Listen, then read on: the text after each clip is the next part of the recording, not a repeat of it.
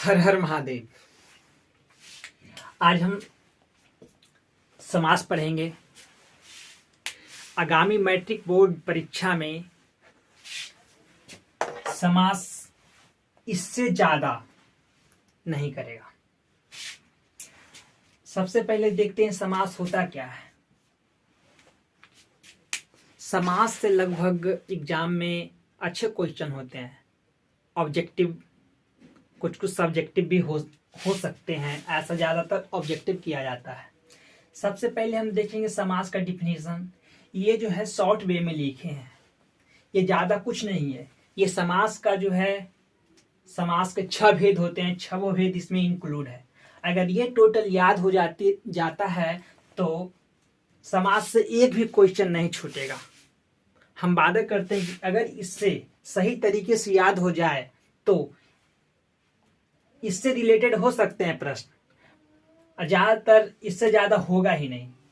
देखते हैं समास पढ़ेंगे। सबसे पहले समास कहते किसको है। समास दो या दो से अधिक पदों के बीच के विभक्ति चिन्ह को छोड़कर जो नया पद बनता है उसे हम समास कहते हैं। फॉर एग्जाम्पल देखते हैं, ये क्या है। बनस्य समीपम,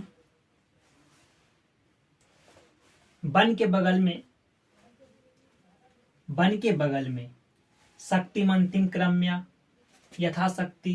कहने का मतलब ये दोनों को मिलाने के बाद बनता है उपवनम।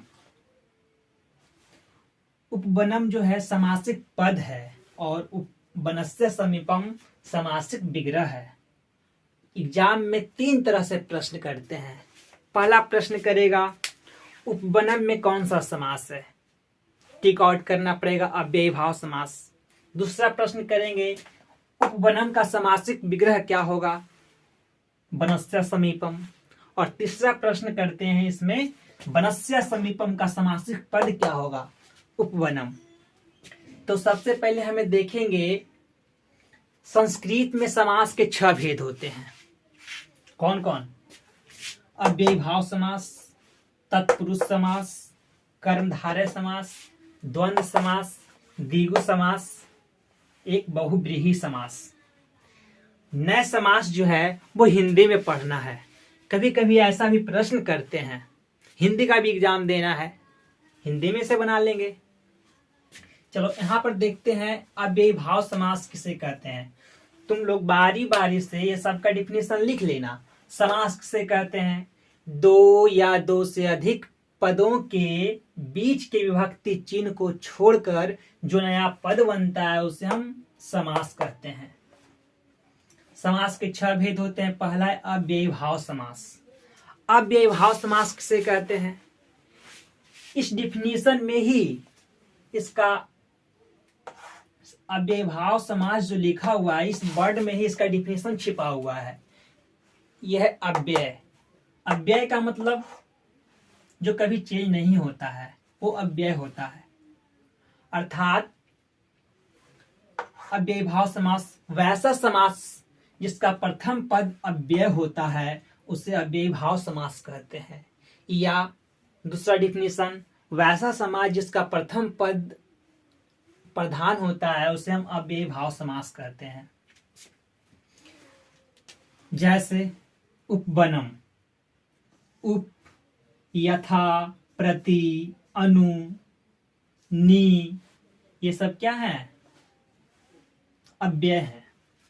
यहाँ पे हम देखेंगे उपवनम, उपवनम उप रहता है तब समीपम आते हैं, यथा रहता है तो अंतिक्रम्य आता है, प्रति रहता है तो बाद वाले शब्द जो होते हैं 2 बार हो जाते हैं, लास्ट में ही प्रति लिखा जाता है, अनु लगता है तब पश्चात आता है, नी रहता है तो अभावा लगता है। कहने का मतलब उपवनम है तो बनस्य समीपम हो गया। यदि यहाँ पे रहता उपगंगम तो गंगायाम समीपम। कहने का मतलब ये जो होगा षष्ठी विभक्ति में होगा, समीपम लगाना है। उपवनम इसके अनुसार जहां जहां पे उप रहेगा, पहले तो उप देख करके हम पहचान जाएंगे अव्ययी भाव समास है, और इसमें उप रहने के बाद लास्ट में समीपम जोड़ेंगे, चाहे कोई सा भी उदाहरण हो। सेकंड, यथाशक्ति, यथाशक्ति, यथा के लिए क्या आता है? अंतिक्रम्य। यथाशक्ति का शक्तिम अंतिक्रम्य, ये एक वचन में रहेगा हमेशा, शक्तिम म में हलन। उसी तरह यहां पर रहता है यथा समय, सम्यम अंतिक्रम्य। नेक्स्ट प्रतिदिनम, अगर प्रति है तो बाद वाले शब्द जो है दो बार हो जाएंगे, दीनम दीनम प्रति, प्रतिदिनम दिनम दिनम प्रति। अगर यहां रहता प्रत्येकम तब हो जाता एकम एकम प्रति। इसी तरह अनुगृहम, गृहस्य पश्चात, इस तरह का और जितने भी रहेंगे इसी ढंग से बनेंगे। निर्जनम, जनानाम अभावा। नेक्स्ट देखेंगे तत्पुरुष समास। कहने का मतलब एक एक उदाहरण ये याद कर लो, बाकी जितने भी आएंगे उससे बन जाएंगे।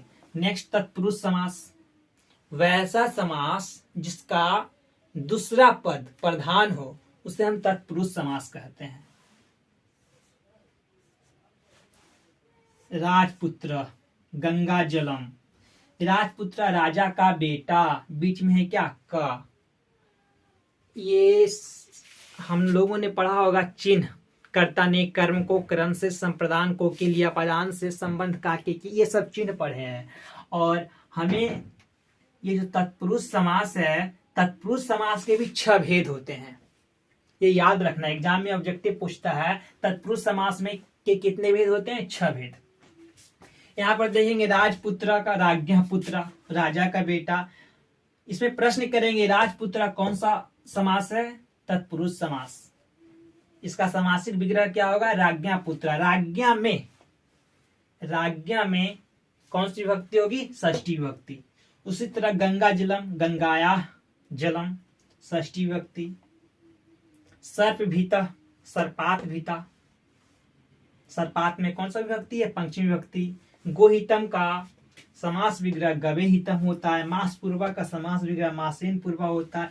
ये तो याद करना पड़ेगा, ये सही तरीके से देखना होगा। और यदि पूछता है कि मास पूर्व में कौन सा समास है?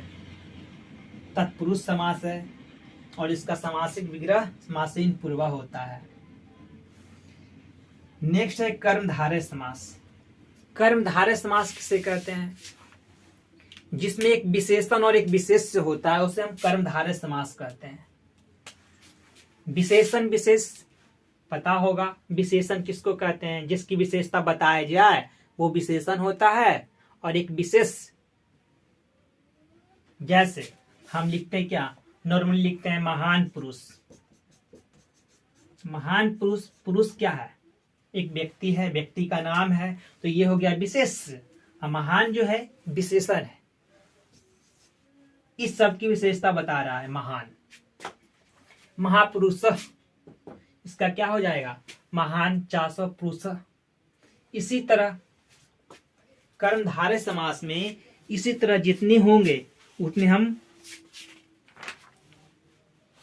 बनाएंगे। जैसे यदि रहता मधुर वचनम तो क्या हो जाएगा? मधुरम वचनम। इस तरह से, इससे ज्यादा प्रश्न नहीं करते हैं, वो हम बना लेंगे। घनश्याम, अगर यहाँ पे रहता घनश्याम तो घनश्याम का क्या बनता?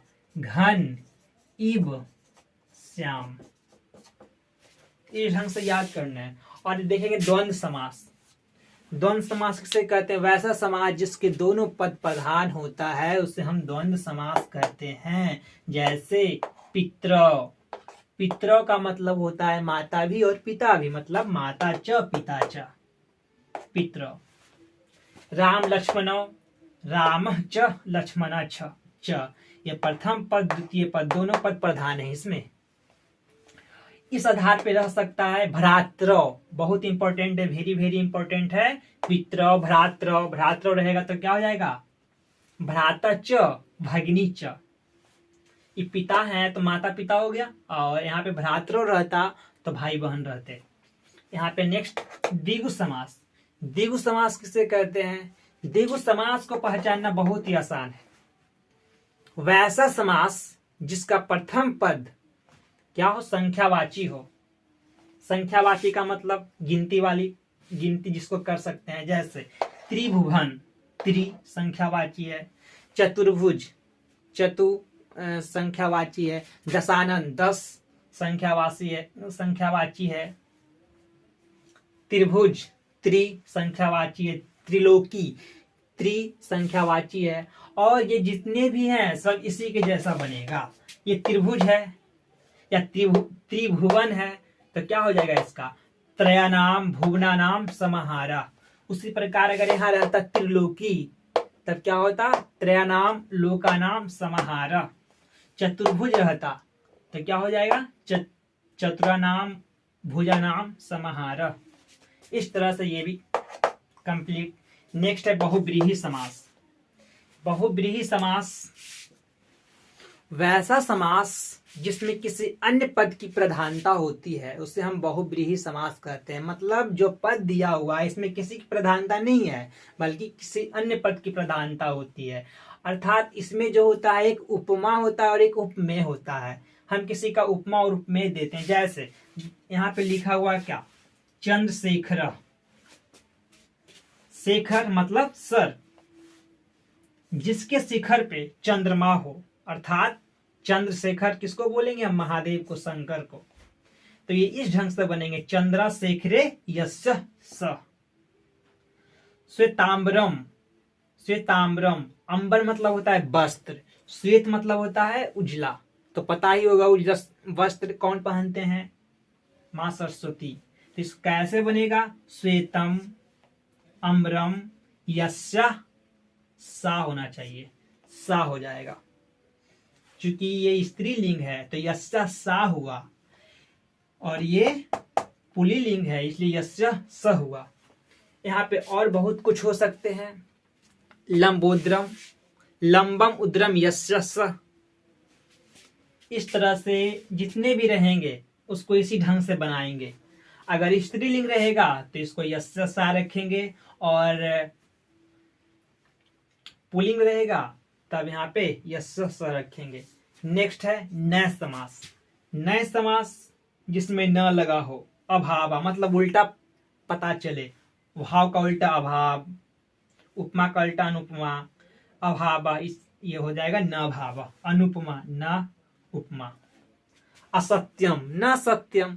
इस ढंग से ये इंपॉर्टेंट है। ये एग्जाम में बार बार करते हैं तो ध्यान ये देना है कि सबसे पहले पूछा जाएगा एग्जाम में कि ये कौन सा समास है, इसका समासिक विग्रह क्या होता है, इसका समासिक पद क्या होते हैं। इतना तो याद करना जरूरी है। अगर इतना तुम देख लेते हो तो समास में इससे ज्यादा करेगा नहीं। अगर करेगा भी तो इस पे आधारित कर सकता है और कुछ नहीं है। इसलिए इसे जल्द से जल्द याद कर लो, देख लो। Thank you. Best of luck.